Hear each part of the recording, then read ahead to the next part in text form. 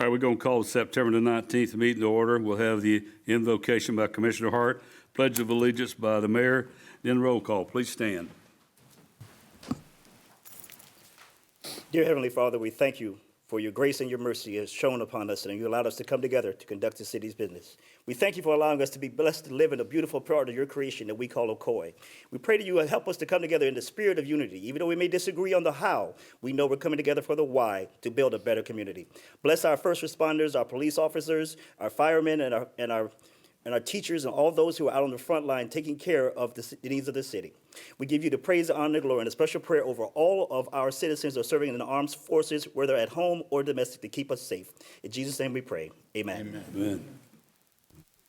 I pledge allegiance To the flag of the United States of America and to the republic for which it stands, one nation, under God, indivisible, with liberty and justice for all.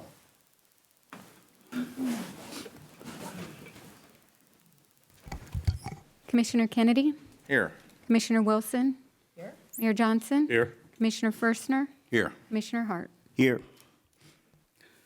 All right, we have presentations and proclamations. We're going to have a proclamation to be for the month of Hispanic Heritage Month. Will be September the 15th through October the 15th. It'll be on our TV, running on our TV for during this period of time. All right, now we're down to staff reports. Nothing to trouble you with this evening, Mayor. All righty. Thank you. Public comments. Anybody in the public have any comments? You fill out the form, you can come up. All right, I have one here with Mr. Moyer. That was not on this one, I apologize. Where? It's for the fire department. Do what? The fire department has a presentation. Where'd you see that at? It's not on there. No, that's the old agenda. You didn't give it a Right new here. one.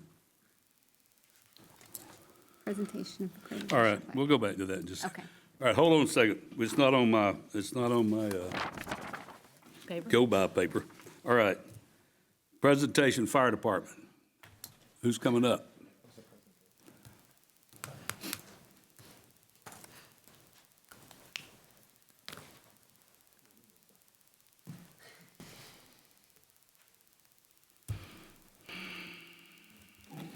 Good afternoon, Mayor and Commission.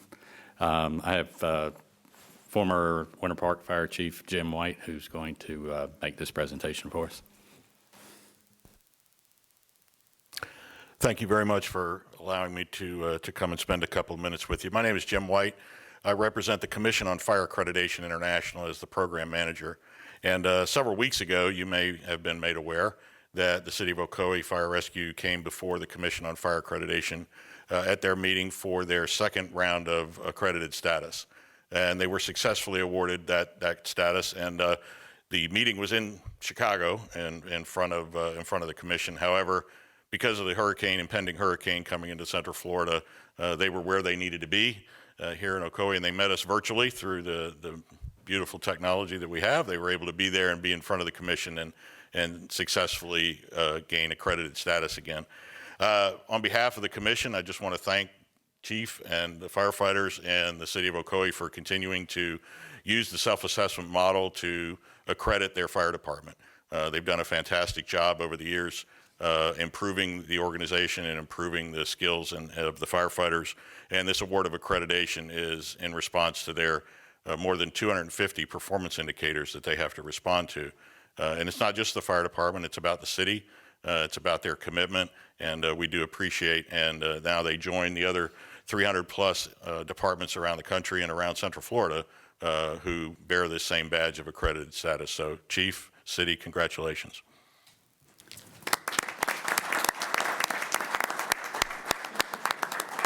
I'd like to thank Rob and the Commission and the Mayor for allowing us this opportunity to go through this process. It's really a great tool for us to be able to take a good self-assessment of ourselves and a peer assessment from the outside looking in.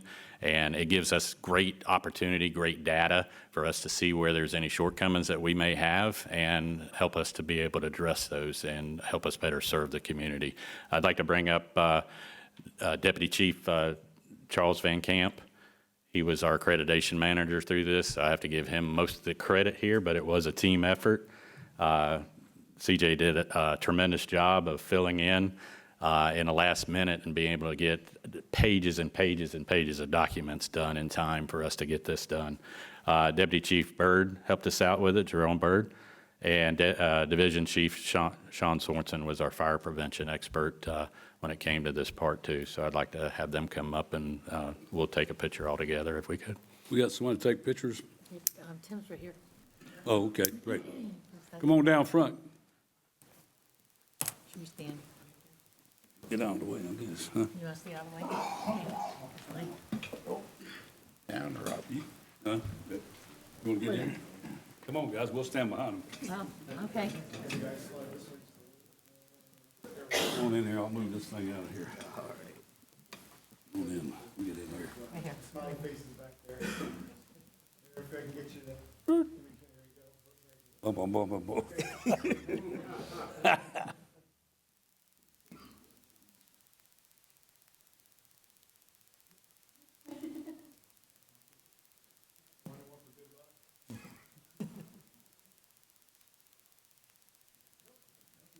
All set. Congratulations, guys.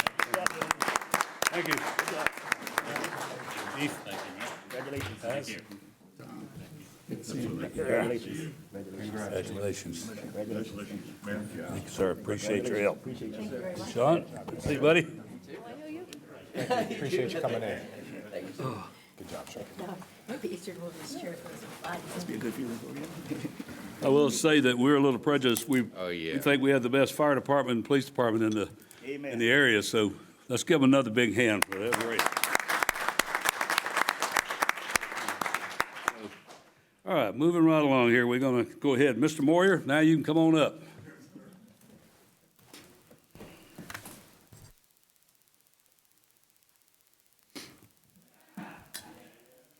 My name is Dr. Jim Moyer, and I have three things to blaze through very, very quickly.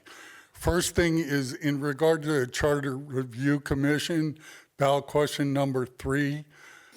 My personal opinion, I feel it's more generally accepted to use the term primary residence as opposed to reside. Second item, the second item has to do with the north side. I live in the north side of Ocoee, Arden Park. I really feel, and it's budget time while I'm bringing this up, there's a lack of signage up there. On Clark Road, Clarkona, Ocoee, Ocoee, Apopka, you really don't know if you're new to this city that you're in Ocoee.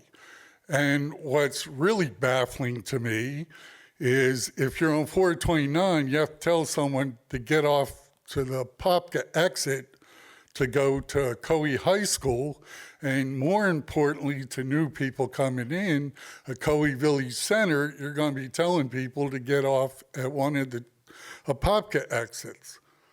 The third thing is I have the honor of being newly appointed to as the chair of the Human Relations Diversity Board, and I'm sure Commissioner Hart will mention similar items, but Hispanic Heritage Month, we were told that there's going to be an activity on October 19th. I didn't understand that because that's not within the month of Hispanic Heritage Month. Also, it was brought up that at the board meeting that we'd really like to have an event, an activity, close down McKee Street as we have in the past and have a Hispanic Heritage Festival there sometime between now and October 15th. The third thing is, and this is personal to me, Veterans Day. Veterans Day this year is Saturday, November 11th. And we're moving the date away from Saturday, even though generally it's probable there would be a lot more participation on Veterans Day if it would be on a Saturday, like most events on Saturdays, draw more people. So thank you for the opportunity to speak, and God bless all of you all. Thank you, Mr. Moyer. I'll, let me see, the signs, we need to talk to Public Works about that, Rob. I've asked them about the south side off of the other road off McGuire, but about the street signs. What was the other thing you said, Mr. Moyer? Yeah, Mayor? Yeah, I did speak with Doug. We had a great conversation about that. They are working diligently to try to get some more events for Hispanic Heritage Month. Just unfortunately, the timeline, we couldn't get the resources available at the time. So he is aware, he's working hard to try to do that, to make that better. And I do appreciate the effort that the city's been doing moving forward. So we had a good conversation. The issue came up at the HRDB meeting, and it was really outside of the mission of the department, but since a citizen asked me a question, I addressed it. But I do appreciate what they were doing, and hopefully moving forward, we'll get more things involved, because we have a tremendous history of Hispanic people in this country, in this city, and we want to definitely represent them in a well-timely manner. I think it was me. Yeah, I know we did the Cinco de Mayo in May, Mr. Moyer, last time in May. It's when we did the Cinco de Mayo downtown. So we did that one. Some of the problems we got is the community relations is going to have to be a little more on top of some of this stuff and come up with this instead of us thinking about it later. The community development department should be the ones coming up with these different things we're going to have to do, just like the celebration of the 100-year deal. That has to come through our community development department, not community development, community relations department. I'm stating it wrong. That's one of the things I think has to be addressed with community relations. Is going to have to take over and lay this stuff out before it gets passed. Just like September the 11th. I mean, that's a day that none of us forget, and that's a day that should be remembered. And we're the only city that didn't do anything on September the 11th. So that's some of the problems we think we got to address that issue. Mr. Moyer, you know that I share your opinion coming from the HRDB and Commissioner Hart. One of the things in the tentative budget that we've agreed to so far, and it's the hearing tomorrow night, is we're increasing and they're creating an events coordinator position in Parks and Rec to try to address some of those issues that you're talking about. All right. Can we get the guidelines again, maybe brought back to us with HRDV, what the guidelines are for HRDV's program? So they can, I'm just interested, I guess, to refresh our memory on that. What, because community relations will do the events, but then, I mean, what did we specify? Well, they do the event, but the problem with events are we don't do the events. We mention them, and I think it's time to address the issue. Community relations job is to do these things for these come up with the thought process and do it instead of relying on somebody from outside the city coming up. It's just like we're the only, it was kind of embarrassing to me on September 11th that we're the only city that didn't have anything. The only city. So, I mean, what day was not cherished to be that brought up? I'm just saying we have a community relations department. They need to be the ones that do this. You know, so that's, we need to talk about that, but we can do that later. But that's department should be handling that. And just like having an event, they should be working with you guys too on that department to do that. All right. Anybody else in the public? I have the city lawyer wants to comment on some stuff. Bill, I guess it's something pertaining to what you asked the city about. So you can stand at the podium now. We're going to turn the clock on, but I'm going to let him explain what you asked. Bill gets 3 minutes? Yeah, I ought to start timing him when he gets out of the chair. Oh, don't do that to him. You know we love you. That's why I didn't fill out a form, you know. I will just stand here at attention, sir, and There you take go. it. You got a salute, though. You were a major. Major stand at attention when the mayor talks. All right, go ahead. I'm happy to. You tell him what you want, and he's gonna explain it. Well, in my previous request, it was that the city would take a look at the necessary requirements to consider a previous member of the Ocoee Policeman Fireman Pension Trust Fund Board for reinstatement to that board. And, I think we've kind of run up against a wall that is not going to allow that to take place, unfortunately, because it'll cost the city money. It will also include a reduced efficiency of the board to fulfill its obligations per Florida statutes and per the handbook as it is outlined.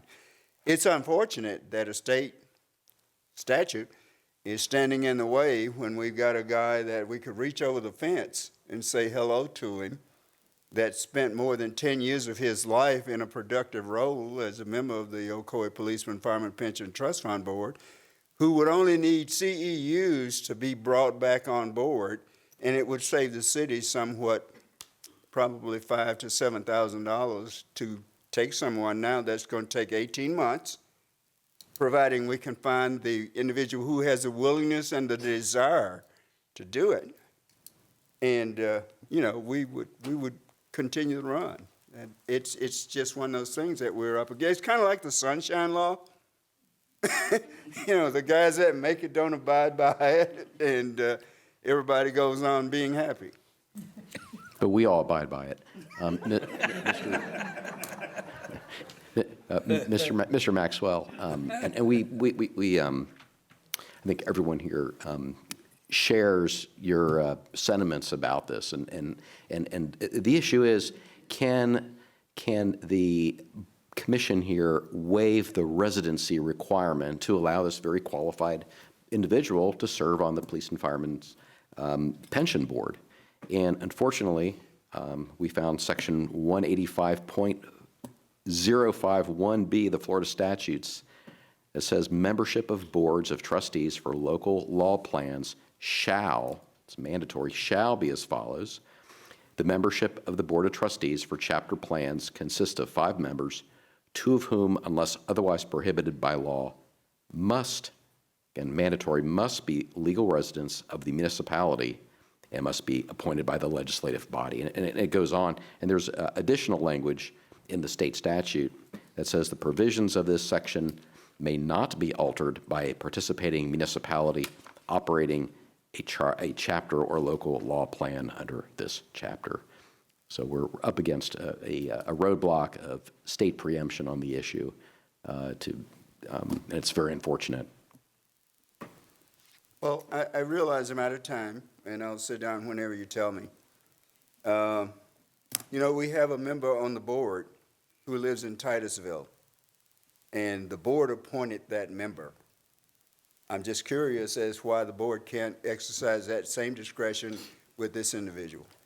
Right. Of the membership of the board, 2 members must be residents of the city of Ocoee. Right. And so I don't know if there's any opportunity to swap seats or anything like that, but we'll need to discuss it further with you. Okay, one other question, and I'll yield. Could we not, how about our bylaws that determines the number of members that are present on the board? Is that an avenue to look at? No, because the state statute I just read says that the board shall consist of 5 members. It can't be more than 5. Yeah, Okay, yeah. I thank you.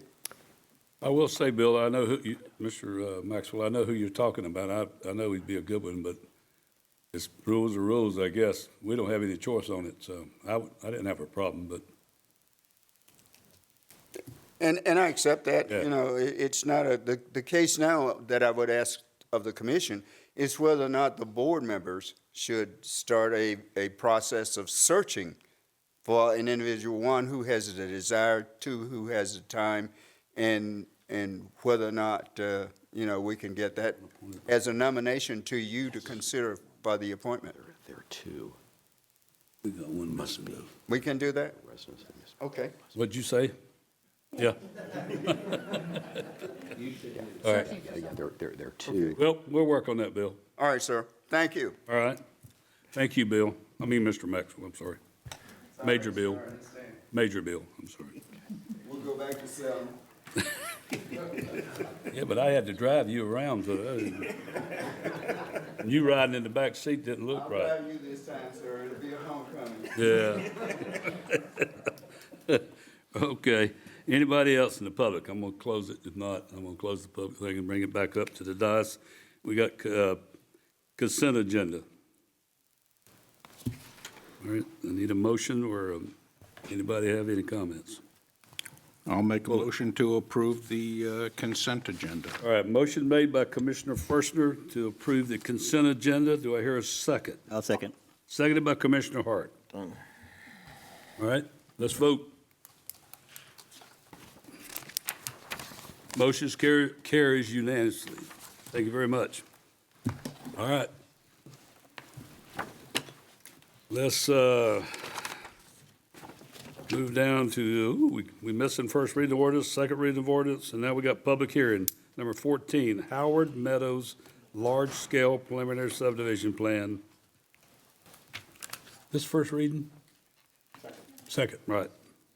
Public hearing, yeah. Okay, you got something to read to in a minute, right? Yeah. And this is our lovely zoning manager, Ms. Whitfield. I usually forget you, so don't. Thank you, Mr. Mayor. Good evening, everyone.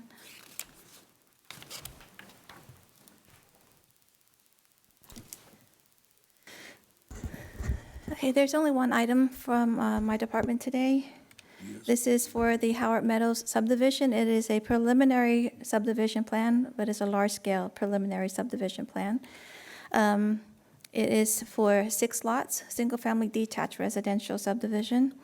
The property is on the south side of 80 Mims Road, approximately 160 feet west of Prairie Lake Boulevard. It's about 2¼ acres in size.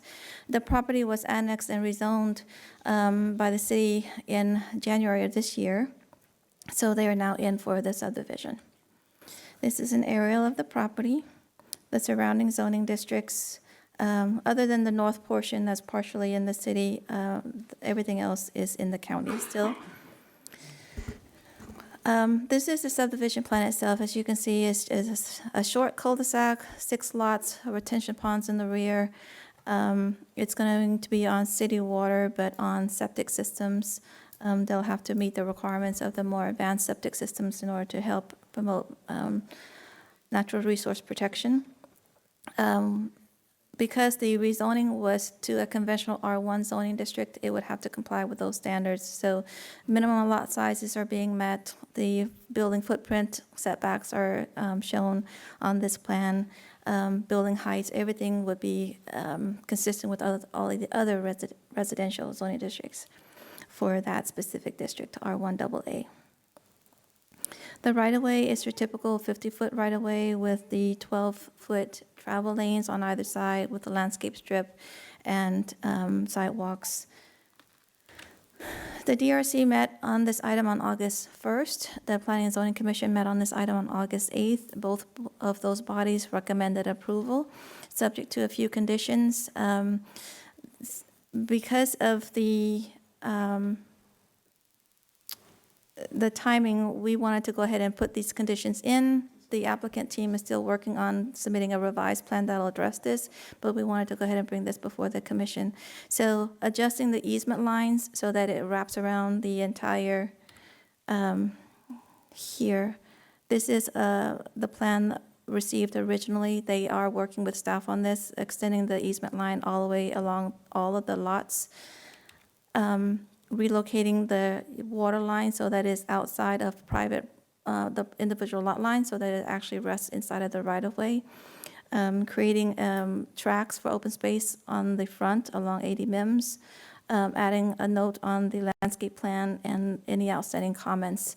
They have submitted their final subdivision plan, so most of these comments will be addressed in that plan sheet. With that, staff recommends that the City Commission approve the Howard Meadows large-scale subdivision plan for a 6-lot, single-family detached development on 8708 80 Mims Road, subject to those, the resolution of those outstanding conditions and comments made by staff via a resubmittal hard copy of the plans to address all those comments. And the applicant team is here. Okay, I'm gonna open the public hearing. If the applicant wants to say anything, they can. Then I'll open, the public can also. Okay. Good evening. For the record, Kim Fisher on behalf of the owner. I wanted to just thank staff and thank the commission. Staff has been really great to work with on this project, and we really appreciate it. I don't have a long speech, but I feel like I should have a long speech because your agenda is so small and there's all of these people, but I guess I can't stall too long, but no, we're here. We're excited about the project, and we're basically here just to answer any questions if you should have any. All right. I got the public hearing open. Does anybody in the public have any comments on this project? Okay, I'll close it and bring it back up to the commissioners. Do you have any comments? No comments. All right. That's, we need a motion. I'll make a motion to approve the large-scale preliminary subdivision plan subject to the DRC comments being met and the resubmittal. Motion made by Commissioner Kennedy. Do I hear a second? I'll second. Seconded by Commissioner Hart. Any more comments? No more comments. Let's vote. Motion carries unanimously. Welcome aboard. Thank you, sir. All right. Regular agenda. Discussion on road closures in downtown for special events due to downtown infrastructure work. Development Services Director Rumor. Thank you, Mayor. Mike Rumor, Development Services Director. We have 2 large projects going on in the downtown for infrastructure, which will result in, and you can see Floral, which is an east-west road in our downtown, is under construction for a sewer line. That sewer line will also go up Cumberland, short of McKee. So Floral in Cumberland will be closed, as well as in late October, early November, Oakland Avenue from Blueford to Kissimmee will also be closed. So that will leave the only east-west access into our downtown to be McKee Street, as Cumberland north of Oakland goes into the park. And Franklin takes you around to Kissimmee, kind of away from the downtown. So with that in mind, we were looking at a special event permit for road closure, and we see the need, we see an issue from October to June that we don't want to have a situation where we have all the roads closed, or in the sense that on some of these private functions that are not city-sponsored, the people cannot supply enough road signage and police officers to direct traffic and do all of that. So what we're saying is from October to June, we need to not approve any or authorize any non-city functions in the downtown that would close McKee Street because of all of this work. You say October? From October to June. I mean, Floral started early. I didn't want to say September, then have them not start, so I put October and they started. Now, city functions are fine because we can provide the manpower. There's a car show in October. He pulled out. He withdrew. He withdrew, yes. Oh, okay. Yes. Okay.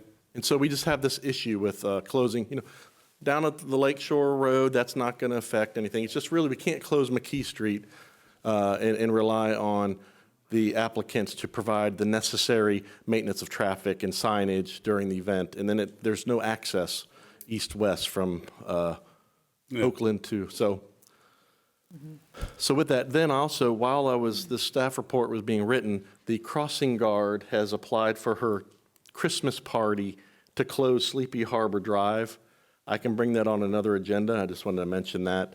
If you recall last year, the crossing guard closed this little portion of the road to hold a little Christmas party for her students and she's requesting that same little segment road closure. But I digress. So this is just staff is seeking authorization for any special event permits that require the closing of McKee Street to not happen from October to June, except for city-sponsored functions. All right. Christmas Jamboree's good.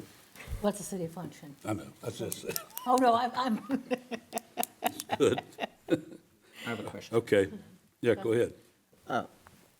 Do you anticipate, are you aware of any request for special permits during that time already? No, just the car show that was going to be in the beginning of October. They were going to revise to make it work, but they have since backed out. I do not have any other requests at this time. Thank you. Anybody else?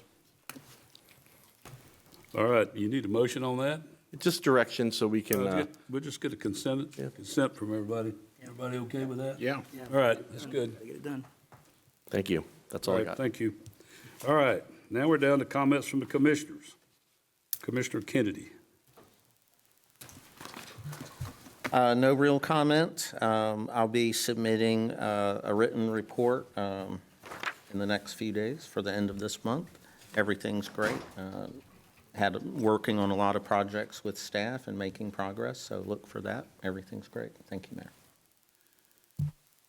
Can I have 4 minutes of yours? No. Thank you. Because I have some items I want to bring up that I may run a little bit longer. That's all right. Okay. One item is, I know that we have discussed these things in the past. I want to get on the calendar for '24 is our spring. I mentioned at the budget meeting tonight that we are going to adjust the spring fling. We've kind of come to a consensus with the group that has been involved in it, that we're going to kind of revamp it to something in the conservation mode, spring into conservation or something of that nature at Unity Park, and we're going to have that in March. And I know I think we're probably going the week before the music festival. So, and then also we're going to be going, we had a great shred event this past weekend with the police department, the women's club, and the Lions Club, and we're going to go ahead and plan another one for next April. So as long as the commission's okay with us doing that, the spring into conservation is with the utility department, and it's going to be held at Unity Park, so it's going to kind of be a little change from the spring fling. The other item I wanted to bring up was, I wasn't here for the last meeting, but I know that I offered to volunteer for the event. We had learned that Ocoee was 100 years as a city in '23. And Mayor, you brought up the discussion that we should be planning something. I've talked to community relations and support services, and what the idea that came up was that we would do something. The Unity Park is going to open on October 10th. That's going to be our ribbon cutting. And the thought was that maybe at that point, we could be celebrating Ocoee 23 at that point, because we can't do anything really in November. We have the Descendants Dinner is the first Saturday of November. Then we go into Veterans event that's November the 10th, I believe. That's during the week. I know Mr. Moyer. Let me see, I'm sorry. November the 9th, sorry. And that we could combine the two, make it Unity Festival, unifying Ocoee as a event for celebrating the 100 years as a town, because in '25 would be our 100 years as a city. And it would be a great time for community relations to start planning something building up to Ocoee 100 or Ocoee 2025, but some event, I know the mayor, you talked about they should be planning things. This is our opportunity to start now and to plan something for 2025. So I'm asking the consensus of the, if you don't mind, the consensus of the commission that we would combine the Unity opening with the 2023 being, acknowledging that we were 100 years old as a town, leading up to 2025 as a city, and doing it at that point on March, boy, I'm really way off, aren't I? October the 10th, which is the grand opening of the Unity Park. Is that agreeable with, Consensus, is everybody okay with that? okay? And we're gonna, I'd like to continue to work, okay? I'd like to continue to work as a volunteer. I want some clarification. Okay. What does that, I thought, so Unity Park got moved, I thought it was the 3rd now. No, it's the 10th. We got a notice the other day that it's October 10th. Okay. And what is the consequence of, what specifically are you asking? Well, for what them we're going to be do is just acknowledge the opening of Unity Park and acknowledging that Ocoee was 100 years old as a town in '23, then moving on to work on 2025 as Ocoee as a city. I haven't seen a program for the Unity Park opening yet. We haven't gotten that yet. So, but I'm not, I don't, having not seen it, I want to be sensitive not to diminish that at all. And I don't know right now, without seeing something and being able to look at it, how I feel about that. That's my Well, and comment. that's understandable. I just, time is running out if you want to acknowledge Ocoee 100 years as a town. And Yes. so that's why I was thinking that the appropriate thing would be, it's unifying Ocoee, and then what is better than doing it at the Unity Park? Perhaps. So, and then building up from this point to 2025 to acknowledging 100 years. Yes, and as you said, you weren't at the last meeting. I thought at the last meeting we had decided the consensus was to focus on 2025. There is the focus of 2025, but we did want to acknowledge, the mayor mentioned Yeah. something when he got the proclamation from Florida League of Cities, that he mentioned that he, at that point, wanted to see something to acknowledge the 100 years as a town. And looking at the two, we're running out of time if you're going to look at a town 100 years, because now November is just about gone, and then you go into December, because we're going to have the Jolly Jamboree, the second Saturday of December, plus you start having all the other events that happen at the holiday time, that we're running out of time. So it would be great to, as, again, Unity Park, unifying Ocoee 100 years, and starting this point to start planning our 2025 as 100 years of Ocoee as a city, because we are a city. I agree with everything you said. I'm very skeptical. We were just talking, the mayor was just talking about, I'll say, our demonstrated inability to plan and pull off some of these events. And I haven't seen anything on Unity Park. I've been inquiring about it.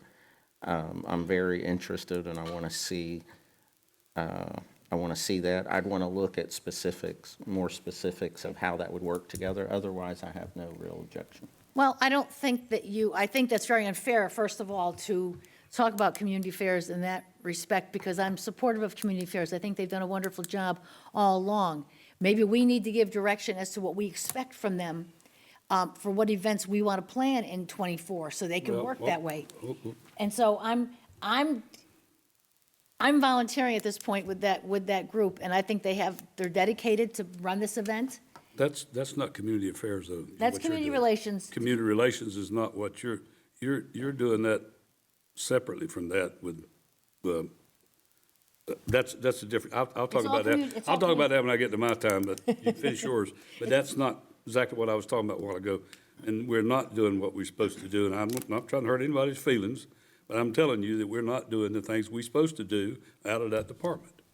Well, And so we go all ahead have our and finish opinions. yours. Okay, we all have our And opinions. And I will make a comment on what he's saying. I understand what he's talking about because, and we don't need to get into that, but I understand what he's talking about because I think that kind of kicks against something else. So whatever y'all want to Okay. do, we'll do, Well, but. I guess there are consensus with one against. I'm agreeing to Well, doing something. consensus was, yeah, you got to vote. Okay, then we understand. The other aspect is, I know that we have talked about in the past, that now that we are going to be, if it passes tomorrow night, to increase our discretionary fund. And I believe that we were talking at one point about putting something on the consent agenda once a month with what you are purchasing with your funds. I never seen that. Well, we talked about it at one point, and we never came up with an answer. Why don't Rob, we- do you recall that being discussed?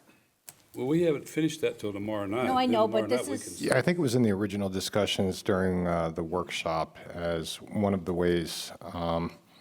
So in the future, we don't have to have staff determining whether some of these questionable expenditures should be made or not.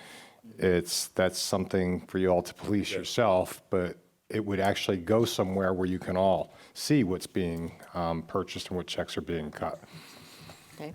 Well, if you want, we can discuss that after the budget's been approved. Yeah. Because that's something I would, I think we have discussed it in the past. There was a lot of discussion during a past election that what maybe money was spent on, so it was a way to resolve that issue. I didn't hear that during my election. I heard about some other stuff, but not that. Well, I do believe when you turn in those forms for the diversity money, it goes through the city office up at city manager's office through the thing, and it's on record. Everybody has to put a record in on what they're doing. Well, I will put Which a I know. record verbally. No, not verbally. It's I will filled say it out right on here. paper. Yeah, but I will say it right here what I spend my money on. Well, that's what I'm saying. Because- I don't have, listen, if we all, I'm not getting into that tonight. Okay. That's budget time. The diversity Well, that's thing. something we don't discuss at budget. That's something we have to discuss at the next commission meeting. Yeah, right, After the budget's been approved. Yeah. Okay, the next item is with Floral Street, I've been approached by one resident who is concerned regarding the $7,500 connection fee that they would have to pay in order to connect to the city sewer line that's going down. And I wondered what options were available, I guess Rob or Craig, what options might be available to the residents, the connection, because it is a $7,500 charge for the connection. And are there any options available to these residents as if they want to connect, but they're having issues with paying the $7,500 at one time? Yes. So I discussed this with Commissioner Wilson, and typically there are methods and ways that you can do that. One of the things we had discussed is an assessment program.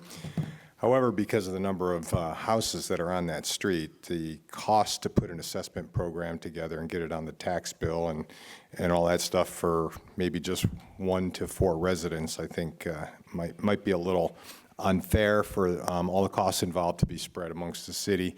We also talked about the city ordinance right now requires you to hook up to the sewer line once it's in front of your house, and perhaps some relaxation in cases where it's newly put in front of your house and gives you some time, maybe 1 to 5 years before you have to hook up. And that way it'll give residents some time to come up with the connection fee before they have to, write that check to the city. So there's a couple of different ways to do something like that if you all wish to help out those people who may not have budgeted for that roughly $7,000 cost. Giving them additional time if they can get private financing. yeah. We're not in the position of financing, but, and that's what I'm clarifying, we're not. Yeah, and like I said, it's common in some cities to do an assessment program, which actually goes on your tax bill. So you would all decide how many years, what the interest rate would be. When you do something like that, typically you're going to have dozens to hundreds of people, not 1 or 2 or 3 or 4. So because there are some costs involved. Mm-hmm. So we try to get creative and, like we said, perhaps if we give a certain amount of time after the line is installed in front, they don't have to connect immediately. They have some time to plan for it, to save, to do some type of other financing, but they wouldn't have to come up with that money immediately. Okay, is that something that the commission wants to go ahead and address for now and for the future, to change it to we're giving someone, as Rob says, 1 to 5 years to where to connect versus an immediate connection? Because I believe the ordinance now says that if it's there, you're to connect, correct? Yes. I'd prefer to see these things go through staff and come to the agenda and do some research Well, that's before what I I'm vote on something. Well, I'm not asking you to vote on it. We were asking I'm me if asking you, no, interested. I'm interested in asking the staff to come back with this. That's not something we'd be voting on tonight, because it has to go through the process. You can do that on your own, yeah. Ask him. Yeah, I think the question is, in this particular case, because there's so few residents affected, is this something that the commission wants us to look at and come up with some type of solution? Is this something that may happen again in the future, since we're still doing some redeveloping, so it may be something we need to look into now, because we're going to use it again. Right, and it may happen in the future, and we were trying to get creative, because as we hit road by road and put sewer in, we don't really want to do an assessment program every time for just a few residents because we'll be spending more money in finance department, tracking these things and making sure these get on assessment rolls. We'll have to come up with an assessment roll every year, just like we do for trash and stormwater and fire fee. And we'll have, we have 2 in code enforcement right now for liens and for costs incurred in maintaining properties. So it's a way to address it. We don't think it's the best way to address these particular circumstances, so. Who come up with the $7,500? We didn't vote on that. No, that's by ordinance. The actual connection. Somebody had to come up with the price, though. Yeah, you guys did like I don't remember. 25 years ago. $7,500. You all put in a multiplier, a cost of living index each year for the connection fee. It's automatically October 1st. It goes up by whatever the cost of living is. So is every sewer hooked? I guess we'll call it, Mayor, but Every sewer that's hooked up now goes to 75. yeah, we may call it the sewer impact fee. It's not really an impact fee, but it's referred to. And that's the cost we were talking about. All right, so, just, you bring it back, consensus is, I guess, To bring it back, bring it back and see if you go to the 1 to the 5 year, whatever, or you can make a motion, we can see it. I think we can come up with something that would work. But like I said, in this particular instance, since there were only a few residents, we just wanted to know if this was something you're all interested in, staff. You also have moving to forward. separate it from businesses or residential, too. Well, yeah, typically, and that was one of the things we had discussed too. Is this something that you'd want to offer businesses along with, if we're just going with extending the connection time, I'd recommend that just as residential only. If we're going to do an assessment program, then I'm not sure why we would want to, keep businesses from the opportunity to do that.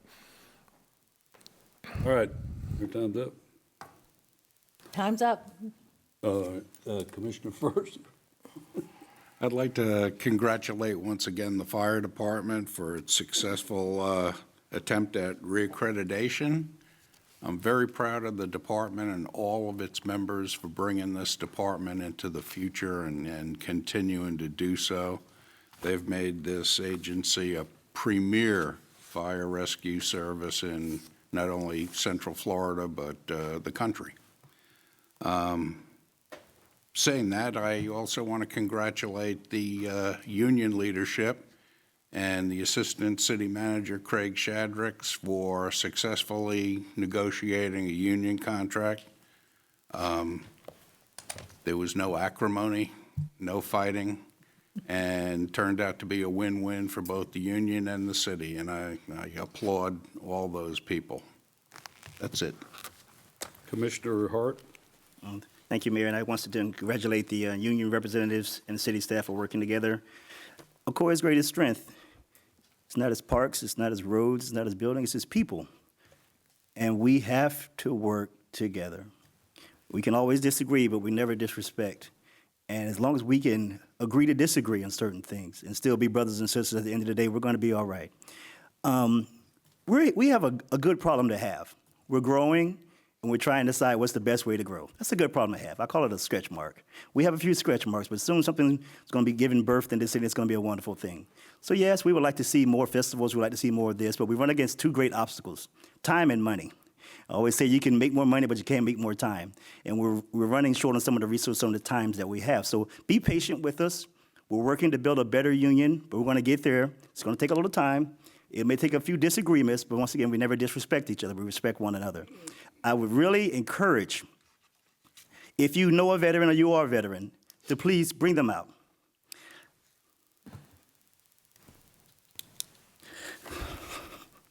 I took care of my dad for 27 years. He had a massive stroke. He died trying to get me through pharmacy school. He had it trying to get me through pharmacy school. So I know what it's like to take care of somebody who can't take care of himself. These men gave it their all for us. It's the least we can do, to pick somebody up, take them to a festival, and tell them thank you. I never served. My brother served. My dad wanted to serve, but he couldn't serve. I got all the respect for veterans. I wouldn't be here today. You wouldn't be here today if it wasn't for them. So if we can, Let's do the best we can to celebrate Veterans Day, not just on that day, but each and every day. God bless you and God bless America. Thank you very much. All right, so, I got everybody. Okay, it's my turn. All right. The final budget hearing meeting is scheduled for tomorrow, Wednesday, September the 20th at 6 p.m. This budget public hearing will be live streamed on the city's website at ocoee.org, and all interested parties are invited to be heard during the public comments and public hearing portion of that meeting. All right. I didn't want to talk about that tonight, because tomorrow night's the public hearing. Tomorrow night's where citizens can come to it. Tomorrow night's where you can talk about what we do with the budget and what we don't do. I will tell you that the discretionary fund came about because somebody didn't want to give the money out at the meetings. So we made a discretionary fund. Now, if you think you sit up here and you don't give it out to the right people, then you need to come ask at the city, because it is filled out form by form to put in for the money to do it. And you can pull all mine. I give mine to the schools, everybody that has pertaining to the schools, because the school don't get money for certain things anymore, and if we don't help them, they don't get it. Give it to the veterans. Give it to the charities, the heart people down here. Lady lives down here in Prima Vista, has a big deal where she gives out all this stuff for heart patients for children. So that's the kind of stuff we do with discretionary fund. It's not something we're trying to hide. So you can come anytime to this city manager's office or anywhere in public, in Melody's office, and pull up that record and show you what we're spending the discretionary fund on. But it all started because you didn't want to give money out to the people that kept coming up at the podium, at the meetings. So tomorrow night, we'll discuss it again. And the discretionary fund is what we try to do to give money back. County gets discretionary fund way more than what we get, way more, to give to help citizens. There's a lot of things, a lot of people that do things that try to help people that we're trying to help them too, to give the money to them. So they don't have to come up here and get told, no, go back through the process and come back again. So this way they go through the process, we turn it in through the city, and we put in for it. I know we do scholarship money for the kids and the youth council. Now, that's going to change because we've put more money into the youth council thing for that purpose, that will help give money to the scholarships for these young people that come join in the youth council. So if you want to find all that out, come tomorrow night. Tomorrow night's the last public hearing, so it starts at 6 o'clock. So and the downtown things, and I'm not trying to get against anybody. I'm just telling you that I get calls because things we don't do, because I'm the mayor, they'll call me. Just like the roads don't get open, the roads are not getting taken care of. I got guys call me all the time about stuff not getting mowed. We're not mowing where we're supposed to be mowing. But everybody has to understand that we're in the process of trying. We try to make sure everybody gets an answer. The county doesn't seem to care about mowing their parts of the county out in our area, so we kind of people think it's us, and it's not us. It's the county. So we're trying to do those things. And hey, listen, tell people we have jobs open for people that that open in the city that they can help come and get a job and work to help us keep things moving like they're supposed to. But I appreciate everybody coming, but tomorrow night, if you really want to see what's going on, come up tomorrow night. We've got the budget figured out. We've got things done. So tomorrow night's the final, and we'll vote on it tomorrow night. And our tax base will be 4.950 is what it'll be. So that's still not a bad deal after we started a few years ago at 6 something. So anybody else have any other comments? We appreciate everybody being here. We'll see you tomorrow night at 6 o'clock.